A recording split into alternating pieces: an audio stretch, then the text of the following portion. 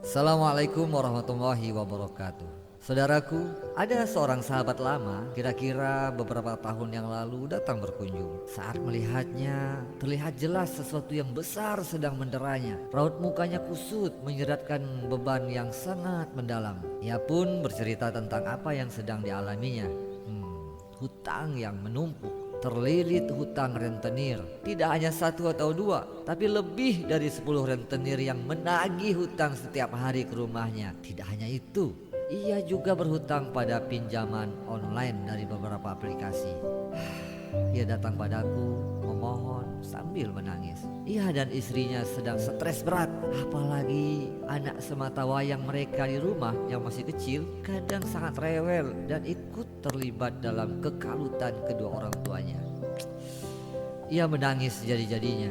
Ia katakan, uang hasil kerjaku setiap bulan hanya mampu membayar satu pinjaman rentenir. Sementara untuk menutupi pinjaman yang lain dan memenuhi kebutuhan hidup, ia harus berhutang lagi pada rentenir. Dan sekarang ini puncaknya, tak bisa lagi ia berhutang. Semua keluarganya sudah menjauh karena kepada mereka ia pun berhutang. Teman-temannya apalagi. Ia berkata, kawan, pinjami aku uang. Jika tidak, inilah pertemuan kita yang terakhir. Aku dan istriku tak sanggup lagi.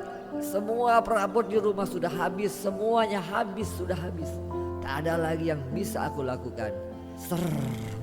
Naik bulu romaku mendengar kata-katanya. Saya jadi teringat di tahun 2014 menjelang Ramadan waktu itu, seorang ibu parubaya datang juga dengan keadaan yang sangat memprihatinkan. Ia memang tidak terlilit hutang rentenir, tapi ia mengalami beberapa kali diusir dari rumah kontrakan karena tidak bisa membayar uang bulanannya. Saat itu ia minta bantuan modal untuk membuka usaha karena menjelang Ramadan. Ia berencana membuka lapak ingin menjual pakaian dan berharap untung hingga bisa membayar kontrakan, tak diusir saat Ramadan dan Lebaran nanti. Sahabatku, apakah kamu atau ada orang yang di dekatmu saat ini yang sedang mengalami hal yang serupa dengan beban persoalan hidup yang dahsyat? Dadaku terasa berat juga ya, mengingat dan mengenang peliknya persoalan hidup ini. Sahabatku, siapakah kita ini? Kita butuh orang lain untuk memberi nasihat, menolong, dan mencari jalan keluar bagi persoalan-persoalan kita. Kita bukanlah siapa-siapa, kita ini lemah, butuh saling mengingatkan dan saling menguatkan.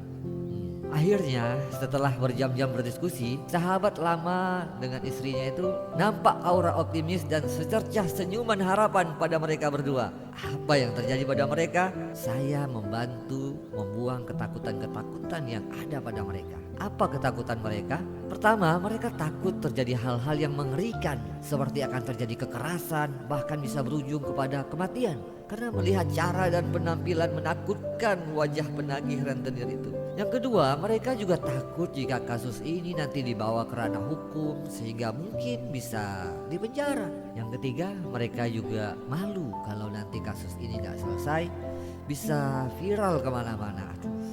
Sahabatku, saya katakan kepada mereka, ketakutanmu itu sini biar aku hadapi.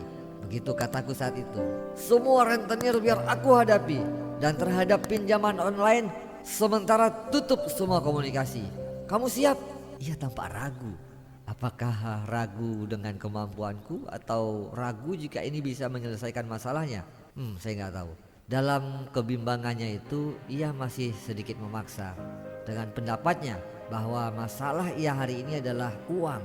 Ya, ia butuh uang. Lalu saya bertanya, jika kamu saya pinjamkan uang, kapan kamu bisa kembalikan? Dengan cara apa? Ia tak bisa menjawab. Saya kemudian menegaskan dan berkata, sahabatku, jika kamu hari ini pinjam uang dan kamu gak tahu bagaimana mengembalikannya, bahkan masih berjanji kosong, inilah awal rusaknya persaudaraan dan pertemanan kita. Kamu telah merusak hubunganmu dengan semua keluarga dan kawan-kawan yang lain. Apakah kamu mau merusaknya lagi? Saya berkata keras tegas padanya. Uang bukanlah penyelesaiannya, tapi solusi itu ada pada diri kalian berdua. Selama cara hidup dan berpikirmu seperti ini, kamu akan terus menggali kuburanmu sendiri. Tegas saya pada saat itu. Lantas apa yang harus kami lakukan? Desak mereka berdua dengan tatapan tajam kepadaku. Langsung saya jawab dengan tegas, bertaubat. taubat pola pikirmu, taubat niatmu, dan nanti pulang kamu segera bersujud kepada Allah Subhanahu wa taala. Ini mengagetkan mereka berdua. Lalu saya ajak mereka, saya bimbing mereka, ayo katakan dengan lantang, ayo katakan dengan jelas sekarang. Saya siap membayar semua hutang-hutang saya. Saya tidak akan pernah lari. Saya tidak akan menghindar. Saya siap menerima resiko apapun. Saya akan bekerja lebih giat, beribadah lebih tekun. Saya tidak takut apapun lagi. Katakan yang kedua, apapun yang terjadi adalah kesalahan, kebodohan, dan lemahnya iman saya. Saya menyadarinya, saya bertobat dan saya siap berubah. Setelah mengatakan ini, tiba-tiba tubuh mereka menggigil dan mereka berpelukan. Apa yang terjadi? Mereka baru saja membunuh hantu ketakutan yang ada pada diri mereka berdua. Sekarang jiwa mereka terasa lega, semangat dan gairah mendadak muncul kembali. Bahkan tanpa basa-basi, sahabatku ini bergegas menuju kamar mandi, meminta handuk dan mandi besar. Ia pun sujud setelah itu, tak sabar menunggu hingga pulang ke rumahnya. Beberapa saat setelah itu kami pun tertawa lepas, menertawakan kelemahan-kelemahan kami sendiri. Rasanya ya hutang itu kecil. Lantas setelah tenang kami pun berdiskusi mengenai berbagai strategi. Tapi kelihatannya sang istri malah lebih jago dan punya banyak solusi. Saya pun berkata, sahabatku, istrimu ini jangan dikubur sebelum mati ya. Hampir saja saya kena tonjok. Jika hati tak tenang, solusi tak akan pernah datang. Hati akan mencapai tenang apabila bersih, terbuka dan menerima. Sahabatku, kalau kamu mendengarkan video ini, itu bukanlah kebetulan belaka. Karena memang tak ada yang namanya kebetulan. Semua sudah ada dalam catatan. Dan sejak lama tinta catatan tentang pertemuan kita ini sudah tertulis dan sudah pun mengering.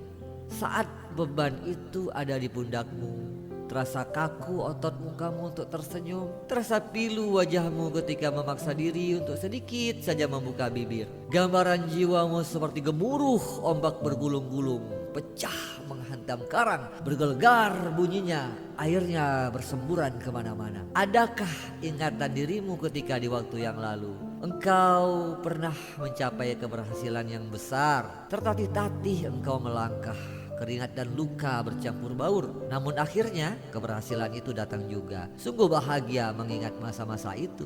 Mengenangnya saja membuat dirimu tersenyum. Tapi ketakutan dan beban saat ini membuat wajahmu tertunduk kembali. Aku hadir di sini untuk mengatakan beberapa hal penting kepadamu, sahabatku. Pertama, Allah Subhanahu wa taala menyapa engkau wahai orang yang beriman. Hai orang-orang yang beriman, bersabarlah, bertahanlah, dan berwasiatlah satu sama lain dalam kesabaran. Ya ayyuhallazina amanu sabiru wa sabiru warabitu wattaqullaha la'allakum tuflihun. Ada di dalam surat Al-Imran ayat 200. Rasulullah SAW juga berwasiat kepada kita, ma yusibul muslim min nasabin wala wasabin wala hammin wala husdin wala azan wala ghammin hatta syaukati yusyakuha illa kafarallahu biha min khotoya. Tidaklah seorang muslim tertimpa suatu kelelahan atau penyakit atau kekhawatiran atau kesedihan atau gangguan, bahkan duri yang melukainya, melainkan Allah akan menghapus kesalahan-kesalahannya karenanya. Ini adalah pesan yang hendak saya sampaikan. Semoga kamu sekarang bisa duduk tegak dan berdiri, membasuh peluh kepenatan dalam jiwamu, mengenakan baju kehormatan dan kemuliaan sebagai seorang hamba yang beriman. Kejadian ini sudah dicatat untuk engkau mengalaminya, karena Allah ingin menguji dan memuliakan dirimu, membimbing dirimu menuju seorang yang jauh berbeda dari sebelumnya, seseorang yang kuat dan matang berada dalam jalan kebenaran. Jangan pula jadi terpukau karena semu terlihat indah. Sungguh hebat keadaan engkau, keadaan sulit dapat faedah. Sahabat baru jadi penghibur kepada yang jauh saling berkabar. Saat nikmat menjadi bersyukur, musibah datang kuat bersabar. Orang-orang bijak mengatakan sabar itu ilmu tingkat tinggi. Belajarnya setiap hari, latihannya setiap saat, ujiannya sering mendadak, sekolahnya seumur hidup. Innama yuwaffas sabiruna ajrahum bighairi hisab. Hanya orang-orang yang bersabarlah yang disempurnakan pahalanya tanpa batas. Ya ayyuhallazina amanu ista'inu bis sabri was shalah innallaha ma'as sabirin. Wahai orang-orang yang beriman, jadikanlah sabar dan salat sebagai penolongmu. Sesungguhnya Allah beserta orang-orang yang sabar. Oke, demikian sahabat-sahabatku, mudah-mudahan bermanfaat. Bagikan ke saudara-saudaramu kalau kamu merasakan manfaat. Semoga kita semua termasuk orang-orang yang beruntung. Jangan lupa untuk like and subscribe channel ini. Semoga channel ini terus berkembang dan memberikan manfaat kepada kita semua. Amin ya rabbal alamin.